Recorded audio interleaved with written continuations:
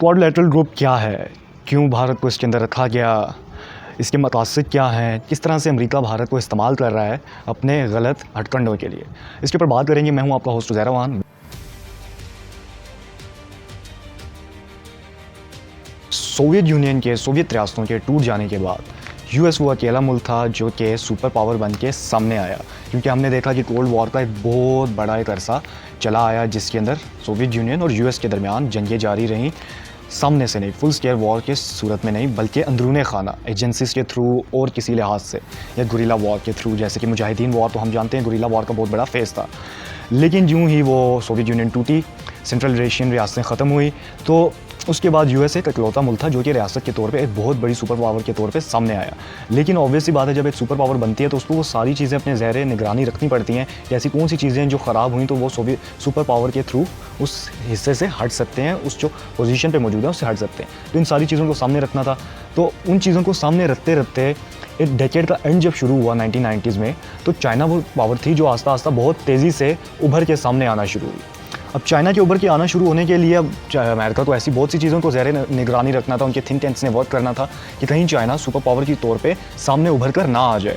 इसके लिए पहले तो लेकिन ऐसा हुआ कि डेकेड के शुरू में ही उनके ऊपर 9/11 का हमला हो गया, या उन्होंने ड्रामा किया this is not our topic, जो भी हुआ उसके बाद वो उस चीज़ के अंदर फंस गए और उन्होंने उस चीज़ के अंदर जाना बेहतर समझा और उसी का बहाना बना के वो आए थिंक सो के इसी चीज़ को ज़ेरे निगरानी रख के वो अफगानिस्तान के अंदर भी कूदे, क्योंकि उनका थिंक टैंक जो वर्क कर रहा था वो उसके अंदर में भी शामिल था। 2001 में उन्होंने छलांग लगाई, अफगानिस्तान के अंदर जंगें शुरू हो गई, तबाही पची, अफगानिस्तान के अंदर भरपूर तबाही, ज़ोर शोर से बम्बारमेंट्स होना शुरू हुई। हर लिहाज से जो अमेरिका कर सकता था अमेरिका ने किया। अमेरिका के करने के बाद जब अमेरिका जाने लगा, वो तो अभी की सिचुएशन है, लेकिन उससे पहले हम चलते हैं 2007 में। 2007 के अंदर एक ग्रुप बनाया गया, क्वाड्रिलेटरल ग्रुप, जिसके अंदर ऑस्ट्रेलिया था, आपका जापान था, आपका इंडिया था और आपका यूएस था। ये 4 ममालिक थे जिनको शामिल किया गया, क्योंकि अगर आप गौर से देखें, मैं आपको एक चीज़ बताता हूँ। This is the US and this is India, this is Europe, this is Japan and इस तरफ फिर आ जाता है अमेरिका। ये है चाइना। चाइना को सी साइड से भी यहाँ से आना है, चाइना को यहाँ से रास्ता दे दिया पाकिस्तान ने, और चाइना यहाँ पे फंस गया। कैसे फंस गया? क्योंकि अफगानिस्तान हो चुका था कम्प्लीटली मसाइल में घिर चुका था। मसाइल में घिरा तो क्यों घिरा? क्योंकि अगर चाइना वहाँ से सिल्क रोड का रास्ता बना लेता तो एक बहुत बड़ी इन्वेस्टमेंट उनकी डूब सकती थी। इसी को ज़ेरे निगरानी रखते हुए क्वाड्रिलेटरल ग्रुप बनाया गया, ताकि चाइना को रीजन तक ही महदूद रखा जाए, ना कि उनको वर्ल्ड सुपर पावर की तरफ लाया जाए। अभी भी यूएस किसी लिहाज से उस सोच में सही हो रहा है, क्योंकि चाइना को रीजन तक ही महदूद रखा जा रहा है, ना कि उन्हें उस सूरत में उनको as a super power, giant super power दुनिया की बनाने के अंदर लाया जा रहा है। ऐसा किया गया। फिर उसके बाद देखें, south Asia is a very important.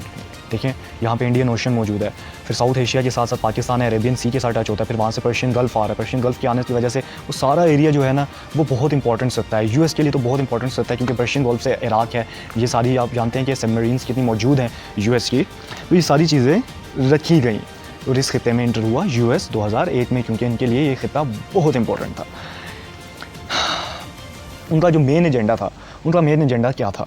उनका मेन एजेंडा था कि अपना जो कंट्रोल है वो उनका बनाया जाए, जो फ्लो गुजर रहा है। देखिए, सेंट्रल एशिया के अंदर जो फ्लो गुजर रहा है ना, शिप्स का जो फ्लो गुजर रहा है वहाँ से, पेट्रोल का, जो ऑयल का पेट्रोल वहाँ से गुजरता है पर्शियन गल्फ से, उसके ऊपर अपना कब्जा बनाया जाए और इनको फिर ब्लैकमेल किया जाए जैसे जैसे ये चाहें, क्योंकि बिज़नेस है, बिज़नेस के ऊपर कोई और टेक ओवर कर लेगा। तो देखिए, जैसे आप भत्ता समझ लें, भत्ते की सूरत में आप समझ लें, कुछ भत्ता लेने वाले हैं वो कंट्रोल करते हैं अपनी मर्ज़ी से। तो इसी तरह यूएस भी समझ लें बदमाश था, जो अभी भी मौजूद है और जो अपनी उस बदमाशी को बनाए रखना चाहता है, जबकि इसके मुकाबले चाइना क्या कर रहा है ये आप और मैं बेहतर जानते हैं। अब फिर क्वाड्रिलेटरल ग्रुप का दोबारा आगाज़ कर दिया गया, जिसके अंदर 2017 के अंदर इनकी मुलाकात हुई 10 साल के बाद, जिसके अंदर ट्रंप था, मोदी था और बाकी सब जापान और ऑस्ट्रेलियन वज़ीर आज़म भी वहाँ पे मौजूद थे, उनके दरमियान बातचीत हुई और उसके बाद दोबारा से इसका आगाज़ कर दिया गया। लेकिन मैं एक बात कहूँगा, this was the biggest ever mistake by India. देखिए, इंडिया को मैं देखें, इंडिया बहुत कंफ्यूज मुल्क है। India is a really confuse country. Why? आपके साथ रशिया मौजूद था, आपने अमेरिका को खुश करने के लिए आपने रशिया से भी अपने ताल्लुकात आस्ता आस्ता बिगाड़ना शुरू कर दिए।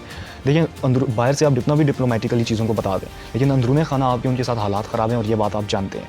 क्यों ख़राब हैं? यूएस की वजह से। आपने यूएस को प्रेफर किया, इवन स्टिल आप इतने कंफ्यूज हो चुके हैं कि आप S-400 की डील भी कर रहे हैं रशिया से और आप यूएस के साथ भी चाह रहे हैं। आपको मैं एक बात बताऊँ, आपके ऊपर एक नए तलवार लटका देगा यूएस। S-400 की डील को लेके कोई ना कोई तलवार वो आप पे लटकाएगा और आपको फंसाएगा ज़रूर। आप यूएस की चालों को हमसे बेहतर नहीं जानते, हमने उनको फेस किया है, हमने उनका साथ दिया एज अ दोस्ती, हम उनका दोस्त बन के चले। लेकिन हमने ऐसा वाहिद मुशर्रफ ने एक बात बोली थी, मैं मुशर्रफ को सपोर्ट नहीं करता but still Musharraf said one thing, ये देखें यूएस वाज द कंट्री, हम उनके दोस्त थे लेकिन एज अ दोस्त उन्होंने हम पे सैंक्शंस लगाई। कौन सा ऐसा दोस्त मुल्क है जो अपनी दोस्त मुल्क के ऊपर सैंक्शंस लगाता है?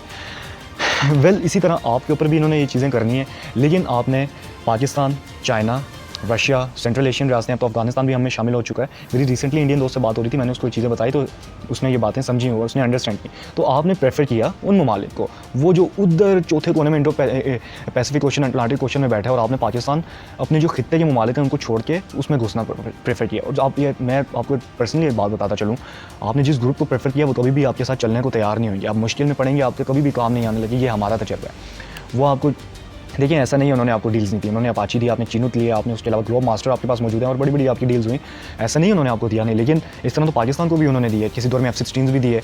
उसके अलावा हम जा रहे थे किसी फाइटर जेट की डील की तरफ जा रहे थे, मे बी मिराज 2000 की डील की तरफ जा रहे थे, तो हमारे दिमाग में आया F-18 ले ले। उस टाइम हमें कहीं पे दिया गया इनकी तरफ से चुना कि ठीक है, लेकिन बाद में हमें F-18 भी उसके ऊपर डील ख़त्म हो गई थी, हम 2000 की जगह हमारा दिल था उसके लिए।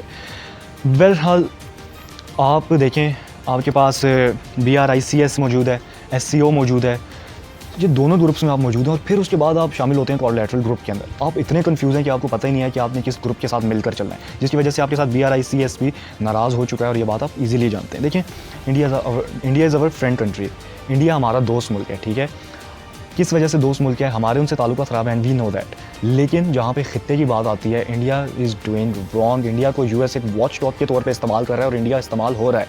हमने उनको बहुत दफ़ा बताने की कोशिश की, लेकिन India is not ready to understand that. वो समझ रहा है शायद ये अपने ग्रुप को ऊपर लाने के लिए इंडिया को दबा रहे हैं, यूएस के साथ काम न करें। वेल देखिए वो यूएस अपना एक दबदबा बनाना चाहता है वहाँ पे। आप जानते हैं कि साउथ चाइना सी के अंदर भी यूएस मौजूद है, इस तरफ भी मौजूद है। चाइना की बहुत बड़ी इसके अंदर ताकत बढ़ती चली जा रही है, नेवल उनकी पावर जो है बढ़ती चली जा रही है इस खित्ते के अंदर, जो यूएस के लिए बहुत बड़ा खतरा है, क्योंकि जो टैक्टिक्स यूएस यूज़ कर रहा था उसके अगेंस्ट वो चाइना यूज़ कर रहा है, और जब चाइना यूज़ कर रहा है तो यूएस को तकलीफ हो रही है। अब ये चीज़ें हो रही हैं तो उन्होंने भारत को इस्तेमाल तो करना ही है, और किसी मुल्क को क्यों नहीं इस्तेमाल किया, और भी बड़े ममालिक थे, साउथ कोरिया के क्यों नहीं लाया गया, क्योंकि साउथ कोरिया अपनी तरक्की कर रहा है इसलिए साउथ कोरिया को यूज़ नहीं किया गया। जापान उसके अंदर मौजूद है, लेकिन जापान डायरेक्टली क्या कर रहा है, कुछ भी नहीं, आपसे मरवाए जा रहे हैं। उनके गुलाम वैली के अंदर आपके बंदे मराद भी दिए, डोकलाम वैली के अंदर क्या हुआ, ये सारी चीज़ें आपके साथ करवाई जा रही हैं और ज़बरदस्ती करवाई जाएंगी, और आप इन चीज़ों को समझने को तैयार नहीं है। आप अगर तैयार नहीं है तो हम क्या कह सकते हैं, लेकिन it was a request from me. मेरी ये वीडियो का मकसद इंडिया को रिक्वेस्ट करना था, अगर उनकी आवाम देख रही तो उन चीज़ों को समझे और अपने बाहर निकल के अपने गवर्नमेंट को समझाए कि देखें आप जिस ग्रुप के अंदर मौजूद हैं वो आपके लिए सही नहीं है। आपके पास 100 वजूहत मौजूद होंगे कि क्यों हम इनके अंदर शामिल हों क्वाड्रिलेटरल ग्रुप के अंदर, क्योंकि देखें आपके थिंक टैंक्स भी मौजूद है, लेकिन जिस ग्रुप के अंदर आप शामिल हो रहे हैं that's not right for you and you need to understand that. I hope so कि आपको समझ आई वो बात और मुझे कमेंट सेक्शन में गालियाँ ना पड़े इंडियंस की तरफ से। वेल अब तक के लिए आप मुझे इजाज़त दीजिए, मैं हूँ आपका होस्ट ज़हरा खान। इंशाल्लाह आपसे अगली वीडियो में मुलाकात होती है। अल्लाह हाफ़िज़।